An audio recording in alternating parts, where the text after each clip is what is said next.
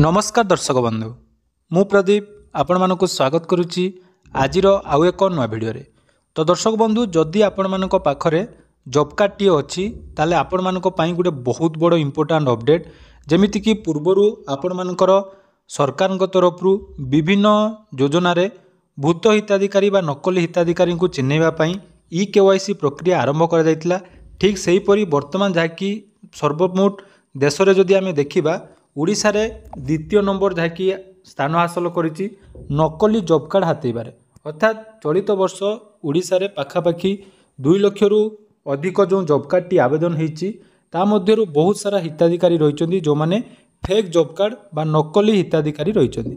तो सेमानकु वर्तमान बाछिबा पई सरकार को तरफ गोटे बहुत बड़ निष्पत्ति निया जाइछि जहाँकि जमिति कि राशन कार्ड आपण मानकर पीएम किसान सीएम किसान बा समस्त स्कीम रे जमिति आपण मानकर ई-केवाईसी टी मैंडेटरी करा जायतिला।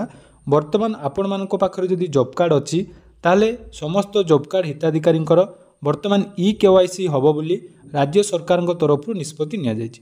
तो कौन रही अपडेट आसतु से विषय में संपूर्ण डिटेल्स आज भिडियो रे जानिबा।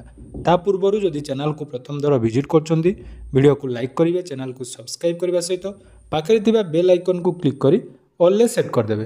तो आपण माने देखि पारुथिबे जाकि पेपर माध्यम रे अपडेट टी आछि नकली जॉब कार्ड धारी को धरिबो ई-केवाईसी 3 मास भितरे ई-केवाईसी नकले कटिबो आपण मानकर जॉब कार्ड।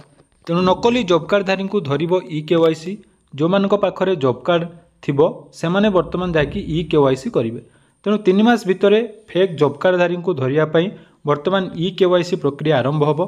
तेणु जो जॉब कार्ड धारी माने ई-केवाईसी करिवे नाही सेमानकर 3 मास परे जाकि जॉब कार्ड टी काटी जिवो।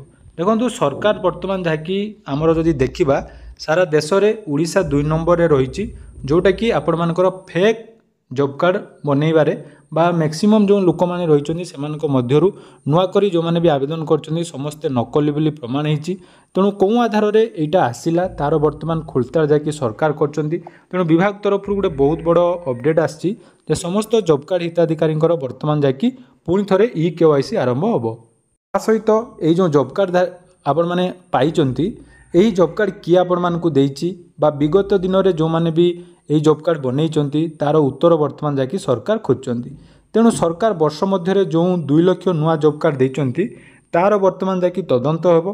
तेणु सेपटे आमर जदि देखिबा ओडिशा द्वितीय स्थान हासिल करछि जोटा कि लोकसभा रे वर्तमान गोटे चांचल्य तथ्य एवं राज्य पई गोटे एटा जोटा कि लज्जाजनक कथा। कारण देखंतु पूरा सारा देश रे ओडिशा हमर 2 नंबर रे रहिछि जोटा कि फेक जॉब कार्ड पाइबारे। तेणु एने जाकि वर्तमान विभाग तरफ आपण मानकर वेरिफिकेशन होबो। तेणु जो माने भी जॉब कार्ड धारी रहिछन्ति सेमानक वर्तमान ई-केवाईसी वर्तमान आरंभ होबो।